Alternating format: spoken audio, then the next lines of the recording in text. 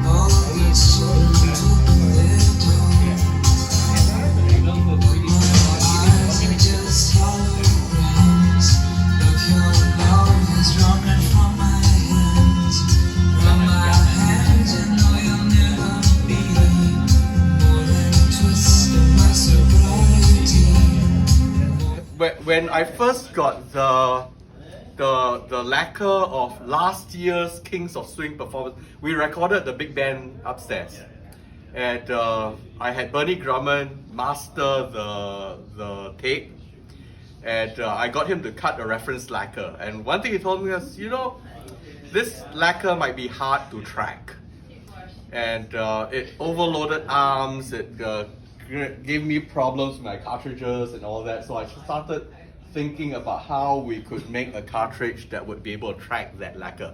I can play it for you later, and you'll understand why. What's the stylus profile on that? So the stylus on this is a micro groove. A micro ridge. It's a micro ridge stylus From Namiki. from the Mickey. The trick we did was to be able to get it to actually work. Is that my two favorite cartridges both have got diamond cantilevers. One of them is the Proteus diamond, the Transfiguration Proteus diamond, and the designer passed away, and I can't get that anymore. But the cantilever or the Proteus diamond was so short, it had all the clarity and transparency and everything. Almost like a London. Almost like a London. London has got no cantilever, Yeah. but it's got all the transparency and everything. But it didn't have the dynamics of a longer cantilever. But a longer sapphire cantilever also has got other problems because of resonances in the cantilever itself. So for this one, what we did was we ended up with a titanium tube and a sapphire cantilever shoved into the tube. So we cut the resonances in half by having half the tube, half the cantilever in one material and the other half in another material. You have an Audio-Technica AT150 anniversary that has a sapphire cantilever. Yeah, that's a sapphire, and that has got a cantilever that's probably 1.5 millimeters longer than the Proteus and shorter than the other that I have. I have not had. I know Harry Weisfield has got 3 of them, so I've got to borrow one of them one of these days to really give a listen to it.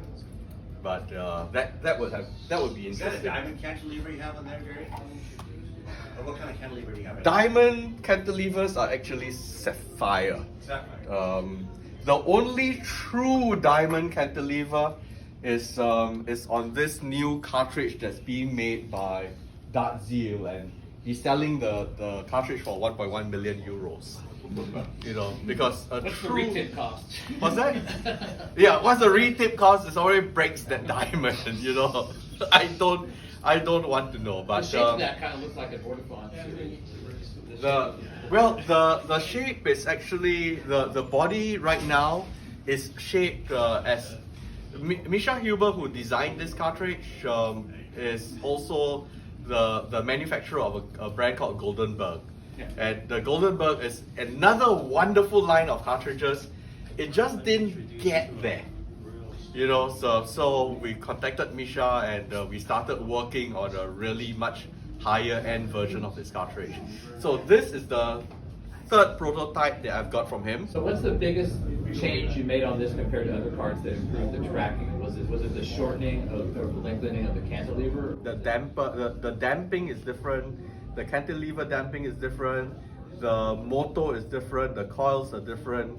What kind of coils? What's that? What kind of coils? The pure silver. Pure silver? It's pure silver coils. The coil former is different. The core is different.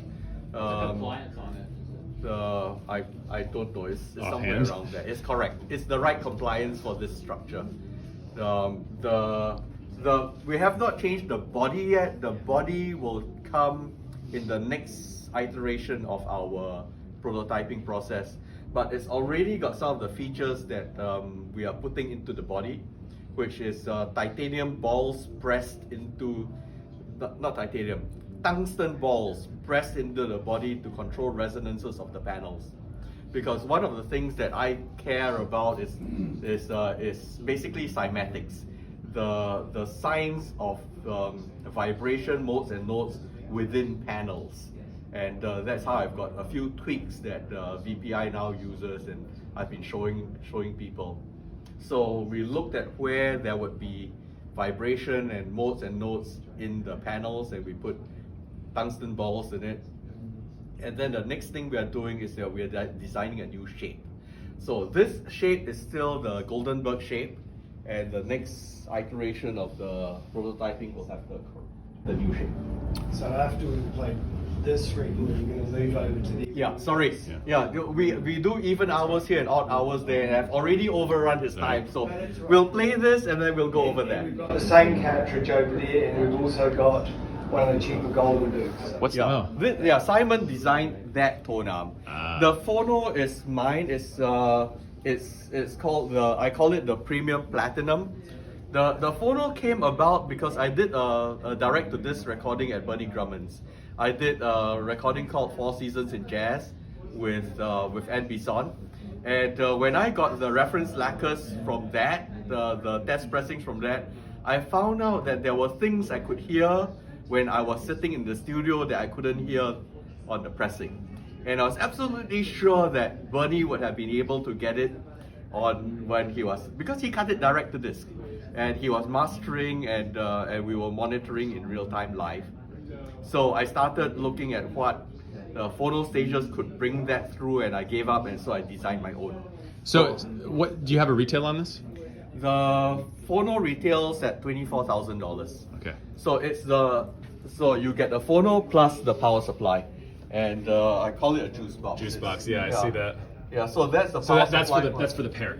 Yeah, that's for the pair. So that's the power supply for the phono, and that's the power supply for the preamp. The preamp is a Viola Sonata, and it's got a separate power supply as well. Because one of the worst things about AC is that it vibrates the transformer, and even the micro vibrations would affect the electronics of a phono stage. So I separated it out. Awesome. Well, thank you for that rundown. Really appreciate it. I'm making the rounds and send them all for all familiar faces.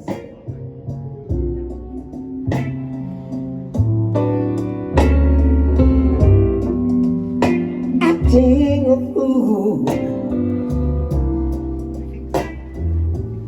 Hey, Bob, what do we have here? We have, first of all, Gary Coe's new line of Genesis loudspeakers, which are more in the real world price range. So what are the G7? What do they go for a pair?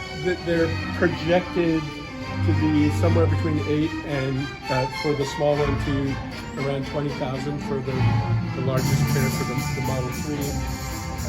We're having a naming contest right now where if you name the speakers and win the prize, you get your choice of CD or LP. And then the source we have, this is the wand. It's a prototype of the new 14.5, which is a two plinth, if you will. Yeah, I see. Table, and the new wand he's calling it the dark light tone arm.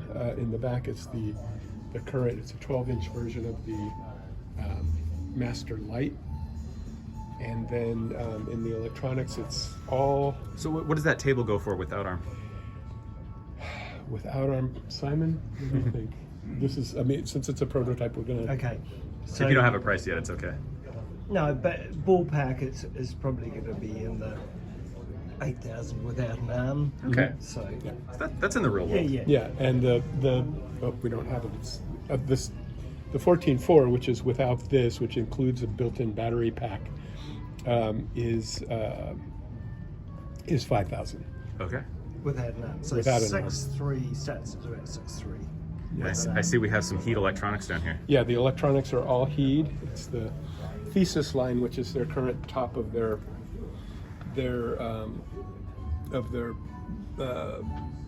products, and this is the phono, the Thesis 5, and the Lambda line stage, the Gamma power amp, which is a stereo amp, and then the Delta CD. In this case, it's a CD player. It can also be just used as a transport.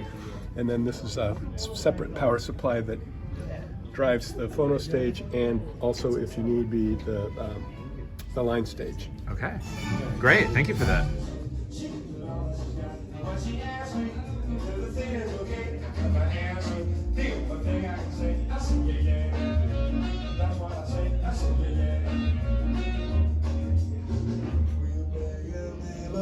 And turn the lights down low so that I can see. We gotta do that, we gotta do that.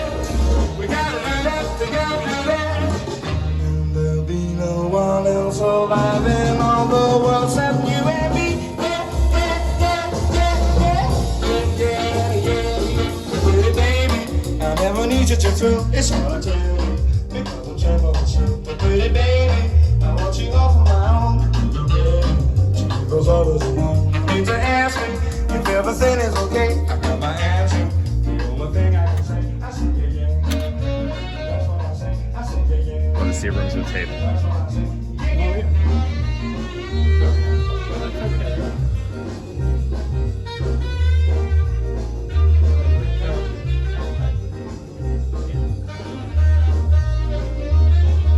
Why don't you give us a little preview of what we're about to hear in the Cabas room? Sure, absolutely. So here we've got the Cabas Rialto, which is essentially it looks like a pair of bookshelf speakers, but it's actually an entire encased system. Two-way coaxial drivers on the front, powered subwoofers on the back, everything from the streamer through digital signal processing, room correction, DAC, power amps, all within the speakers, and no other components are needed. So it's $39.95. The Cabas Rialto won Best Sound for the Money at Exponent this year. So it's a tremendous value. We don't think you can put together a better sounding system, new or used, than Cabas Rialto. So I invite you to take a listen. All right, let's check it out.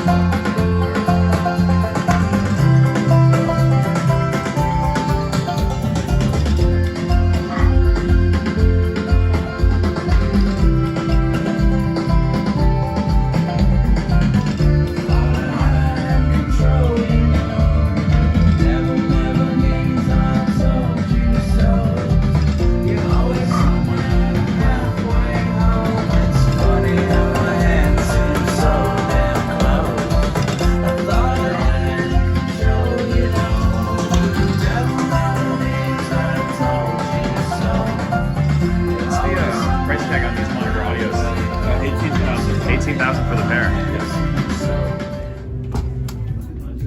I've got a reason to get out of bed, make a move or two. Thanks to you, there's a net below. 'Cause otherwise, well, I don't know.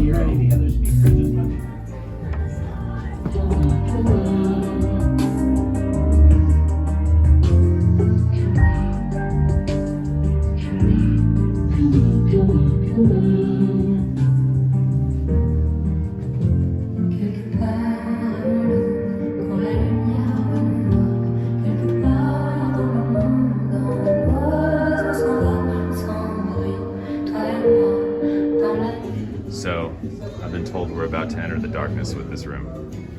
So we're here in the dark with Klaus. Klaus, you want to tell us a little bit about the system you have? Okay, yeah, first things first, and there will be light. Here we go. There, you know. Well, the system that we're doing essentially on the Odyssey side, because I didn't send anything from Indianapolis to here, or very little. I'm actually taking my friend Randy's system, so it's his system that we're using here. On the Odyssey side, I only have the speakers, but because my Odysseys, of course, they're all symphonic line designs, I'm going with the mothership right now, and we're using mostly symphonic line electronics. We have a VPI turntable, the Graham toner, Venerable cartridge. All cables that we're teaming up with is from Greg Barker's, that's Magnan Audio. And on the CD player, preamp, phono stage, and the reference amplifiers, that's all symphonic line. On the speaker end, we're using the Odyssey Liquids, but every show has a particular problem, you know, in the hotel rooms. This one, we really have a problems with overloading the room. So while this is a liquid, the $5,900 liquid, it is based upon the Kismet. The Kismet essentially is a monitor, and you can buy it as a monitor or as an extended cabinet. And then with minor modification and adding a second woofer, we're doing the liquids. However, this show, because of the room, we actually disconnected this driver, and we're running it as a two-way, you know, so this is a $4,200. Is a monitor with an extended cabinet. Yeah, so the bottom actually we disconnected. So what's the normal MSRP on these again? $3,900 as a monitor, $4,200 as a floor standard, and $5,900 as a liquid. Okay. And this right now, it's the least amount of money on the market today for a ScanSpeak Beryllium driver speaker. Wow. So the ScanSpeak Beryllium, ScanSpeak Revelators. Usually in this configuration with the crossovers that we're doing with Mondos, etc., where we're putting a lot of money in it, they're usually going anywhere between $12,000 to $24,000 the range. We're selling it for $4,000, around $4,000. That is number one.